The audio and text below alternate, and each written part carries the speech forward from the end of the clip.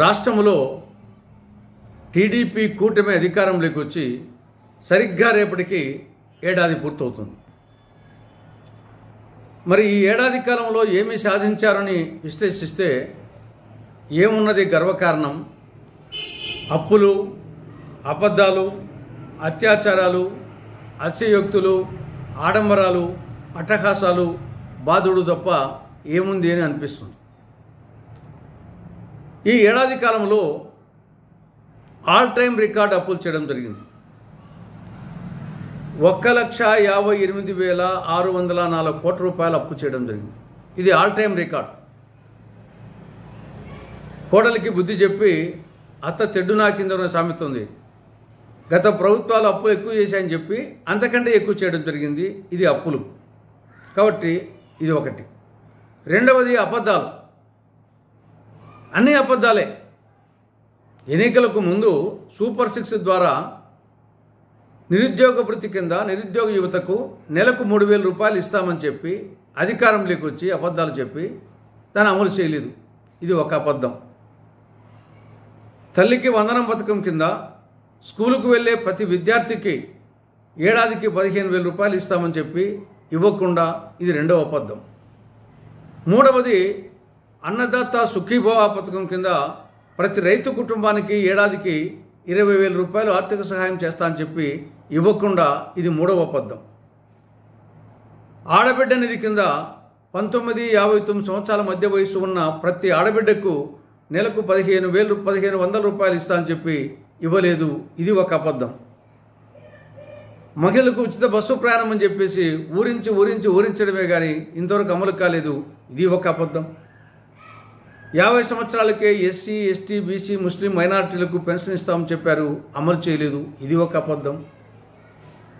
పాఠశాల విద్యలో తెలుగు మాధ్యమాన్ని రద్దు చేస్తూ జగన్ ప్రభుత్వం జారీ చేసిన జీవో 85ను రద్దు చేస్తామని చెప్పారు, అది చేయలేదు. ఇది ఒక అబద్ధం.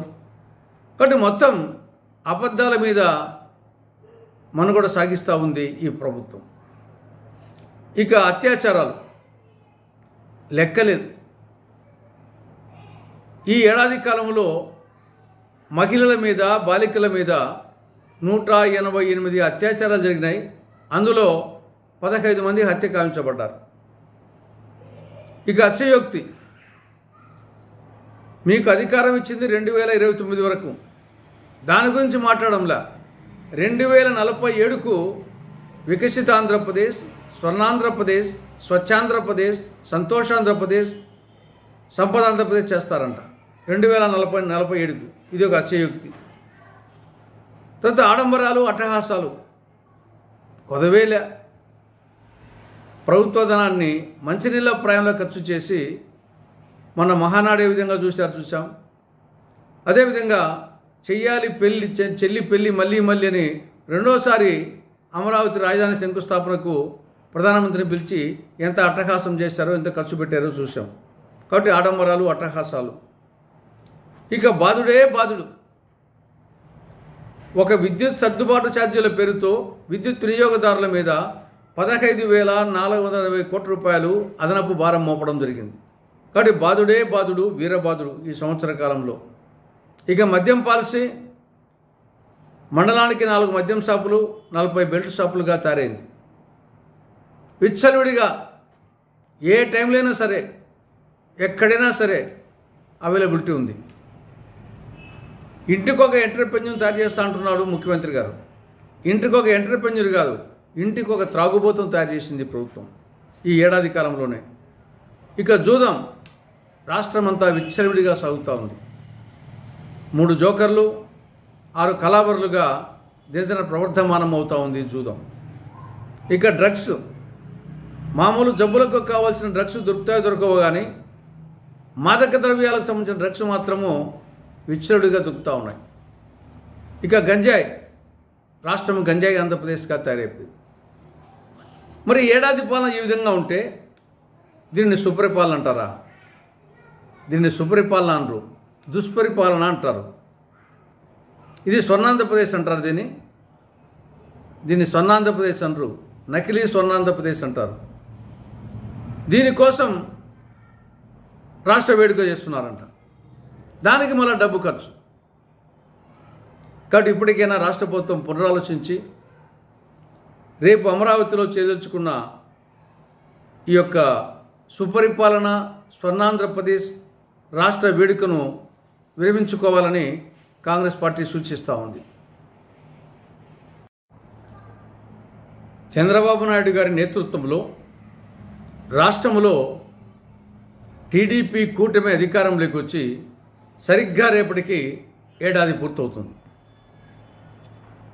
మరి ఈ ఏడాది కాలంలో ఏమి సాధించారని విశ్లేషిస్తే ఏమున్నది గర్వకారణం?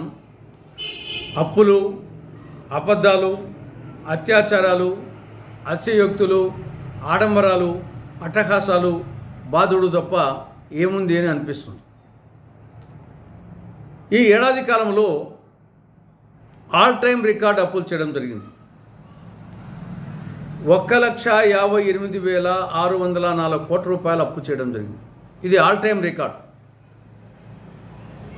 కోడలికి బుద్ధి చెప్పి అత్త తెడ్డు నాకిందనే సామెత ఉంది. గత ప్రభుత్వాలు అప్పులు ఎక్కువ చేశాయని చెప్పి అంతకంటే ఎక్కువ చేయడం జరిగింది. ఇది అప్పులు కాబట్టి ఇది ఒకటి. రెండవది అబద్ధాలు. అన్ని అబద్ధాలే. ఎన్నికలకు ముందు సూపర్ 6 ద్వారా నిరుద్యోగ భృతి కింద నిరుద్యోగ యువతకు నెలకు 3,000 రూపాయలు ఇస్తామని చెప్పి అధికారంలోకి వచ్చి అబద్ధాలు చెప్పి దాన్ని అమలు చేయలేదు. ఇది ఒక అబద్ధం. తల్లికి వందనం పథకం కింద స్కూలుకు వెళ్ళే ప్రతి విద్యార్థికి ఏడాదికి 15,000 రూపాయలు ఇస్తామని చెప్పి ఇవ్వకుండా ఇది రెండవ అబద్ధం. మూడవది అన్నదాత సుఖీభవ పథకం కింద ప్రతి రైతు కుటుంబానికి ఏడాదికి 20,000 రూపాయలు ఆర్థిక సహాయం చేస్తా అని చెప్పి ఇవ్వకుండా ఇది మూడవ అబద్ధం. ఆడబిడ్డ నిధి కింద 19-59 సంవత్సరాల మధ్య వయసు ఉన్న ప్రతి ఆడబిడ్డకు నెలకు 1,500 రూపాయలు ఇస్తా అని చెప్పి ఇవ్వలేదు. ఇది ఒక అబద్ధం. మహిళలకు ఉచిత బస్సు ప్రయాణం అని చెప్పేసి ఊరించడమే కానీ ఇంతవరకు అమలు కాలేదు. ఇది ఒక అబద్ధం. 50 సంవత్సరాలకే ఎస్సీ, ఎస్టీ, బీసీ, ముస్లిం మైనారిటీలకు పెన్షన్ ఇస్తామని చెప్పారు, అమలు చేయలేదు. ఇది ఒక అబద్ధం. పాఠశాల విద్యలో తెలుగు మాధ్యమాన్ని రద్దు చేస్తూ జగన్ ప్రభుత్వం జారీ చేసిన జీవో 85ను రద్దు చేస్తామని చెప్పారు, అది చేయలేదు. ఇది ఒక అబద్ధం. కాబట్టి మొత్తం అబద్ధాల మీద మనుగడ సాగిస్తూ ఉంది ఈ ప్రభుత్వం. ఇక అత్యాచారాలు లెక్కలేదు. ఈ ఏడాది కాలంలో మహిళల మీద, బాలికల మీద 188 అత్యాచారాలు జరిగినాయి. అందులో 15 మంది హత్య కావించబడ్డారు. ఇక అతిశయోక్తి. మీకు అధికారం ఇచ్చింది 2029 వరకు. దాని గురించి మాట్లాడంలా.